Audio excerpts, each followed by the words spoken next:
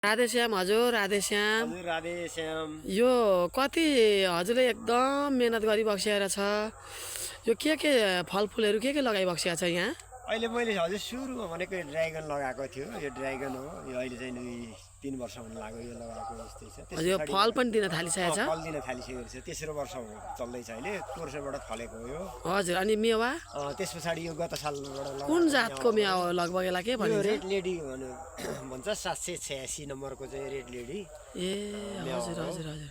अनि त्यसै गरी मैले यसको बिचबिचमा यसरी टमाटर खेती यो बिचमा मेवा र टमाटर ड्राइगन फ्रुटको बिचमा टमाटर पनि लगाउनु भएको छ। यसरी चाहिँ नि यो डल्ले खोर्सानी अकबरे खोर्सानी। हजुर हजुर। यसलाई चाहिँ ठाउँको ग्यापको सदुपयोग गरेर मैले बालीहरू लगाइराखेको। यो बिचमा अरू बिचमा यो पनि भयो नि त है? यसैको गोडमेल हुने पनि भयो। यसैबाट चाहिँ नि यो सबै जमिन कति जमिनमा लगाइबक्सिया छ हजुरले?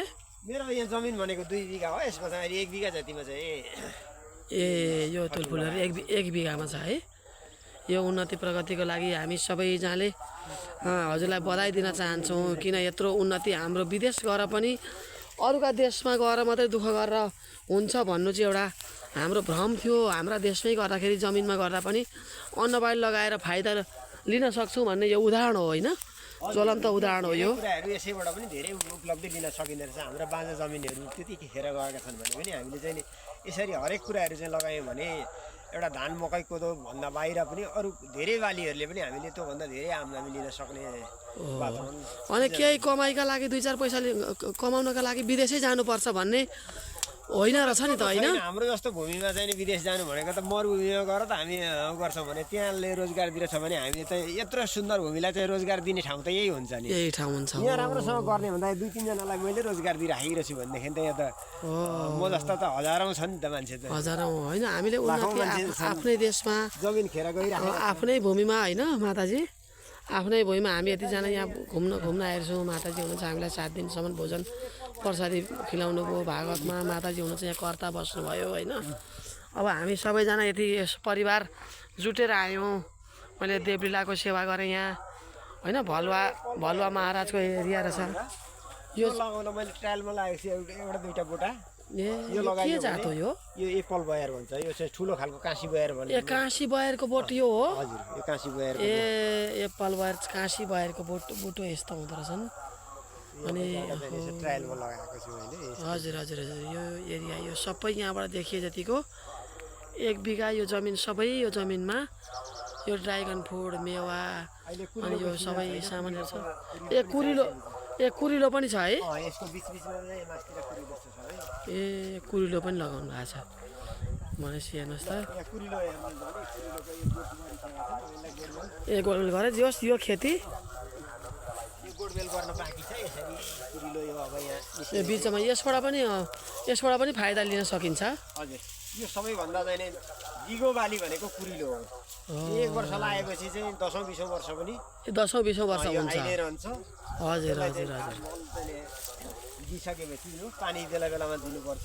यो अहिले मरौ अब यो फागुन लागिसक्यो। अब चाहिँ नि यसलाई गोडमेल गरेर अलि मल हाल्ने भने अब हप्ता 10 दिनबाट यसको उत्पादन लिन सकिन्छ। यो ड्राइगन फ्रुट चाहिँ वर्षमा कति सिजन कति फाइदा लिन सकिन्छ? कुन सिजन कतिचोटि यो चाहिँ भनेको हाम्रो यो जेठ अन्तिमबाट सुरु हुन्छ पाक्नलाई। वैशाखबाटै फुल खेल्छ। हामीले असोजसम्म चाहिँ नि गरेर मङ्सिरसम्म मोटामोटी यो लास्ट सिजनसम्म 10-12 लटसम्म फलाउन सकिन्छ यसलाई। 10-12 लटै फल्छ है? यो 20-22 दिनको चक्र हुन्छ यसको फल्ने। हजुर हजुर हजुर। 22 दिन अगाडि एउटा कोपिला आइरहेछ भने 22 दिन पछाडि फेरि अर्को कोपिला लाग्छ। त्यो कोपिला बढ्दै गर्छ। अर्को फेरि फुल्दै गरेको हुन्छ। कोही पाक्दै गरेको हुन्छ। एउटा बोटमा चाहिँ 3टा लट चलिरहेको हुन्छ। यसको प्रक्रिया चाहिँ नि 22 दिनको चक्र हुन्छ। हजुर हजुर। यस्तो राम्रो रहेछ है हाम्रो। अब यो यस्तो राम्रो चिज रहेछ। यो लगभग यो कुन देशबाट आयो भन्ने जस्तो पनि हाम्रो नेपालबाट भन्दा नि बाहिर विदेशको भन्छन् कसैले के हो? सबैभन्दा पहिले यसको उद्गम स्थल भियतनाम भन्छन् होइन? भियतनामबाट चाहिँ नि भएको अनि अस्ट्रेलिया युरोप हुँदै चाहिँ अहिले भारतबाट चाहिँ नि अहिले आयो चीन भारत। अनि यो हजुरले मैले यसको एउटा दल राखे जस्तो गर्नु भएको छ कि के छ? यसको तरिका चाहिँ के गर्न सकिन्छ यसलाई चाहिँ? यसलाई चाहिँ यो भनेको यसको बिरुवा बनाउने भनेको जुन पाकेको फलेको हाँगा छ जस्तै। हजुर हजुर हजुर। यी फलिसकेका हाँगालाई कटिङ गरेर यसरी हामीले बिरुवा बनाउँछौँ।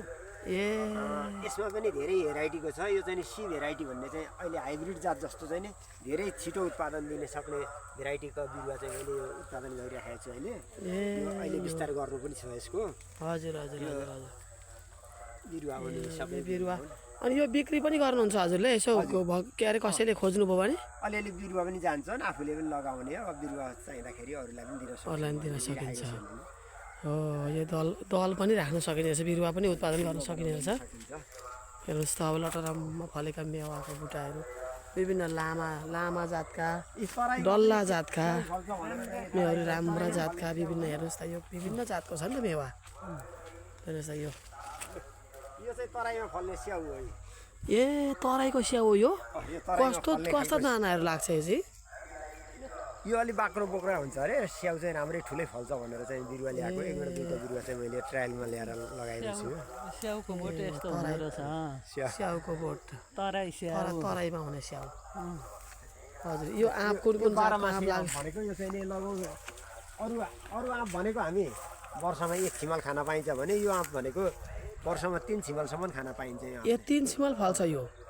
एउटा पाक्दै गर्छ, फल्दै गर्ने गरेर 3 छिमल। यतै उदिको कि कुनै देशको? बाहिरबाट आएको आँपको बिरुवा हो। अहिले चाहिँ नेपालमा उत्पादन गरेर दिइराखेका छन्। हजुर हजुर यो नर्सरीबाटै हो? नर्सरीबाटै यो अनलाइन नर्सरी यस्तैबाट मगाएर लगाएको पनि। करेला पनि फलिरहेको छ। यो सबै थोक लगाउन सकियो हेर्नु न। यहाँ अब जमिनमा अरू यो फल यो ड्रागन फ्रुट मेवा लगाएका जग्गामा अरू पनि अन्नबाली सागसब्जीहरू जे पनि लगाउन सकिने रहेछ। भुसुवा बाली यसलाई यो ड्रागन भन्दा अल्गो बनाएर चाहिँ नि लगाइयो भने यसलाई छारी हुन्छ। योभन्दा तल लाउने चिजले हरेक कुरा लाउन सकिन्छ। यो कोला पनि रहेछ नि? हजुर कोला छ। यो एउटा अङ्गुरको बिरुवा पनि छ। यो कुन अङ्गुर? कालो अङ्गुर छ।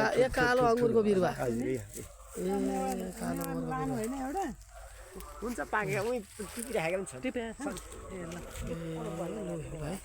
यस्तो राम्रो यो कहाँदेखि कहाँसम्मको। हजुर कहाँदेखि कहाँसम्मको ड्रागन फ्रुटको हेर्नु त। यत्रो खेती, यत्रो प्रगति हो, एउटा उन्नति हो हाम्रो देशमा। हाम्रै गाउँघरमा गरेको प्रगतिको उन्नतिको हामीले प्रशंसा गर्नुपर्छ। आदरणीय बुवा आमा दाजुभाइ दिदीबहिनी, यो प्रगतिको कदर गर्नुपर्छ हामीले। हाम्रो देशमा गर्ने कर्मठ बुवा आमा दाजुभाइ दिदीबहिनीहरू हुनुहुन्छ।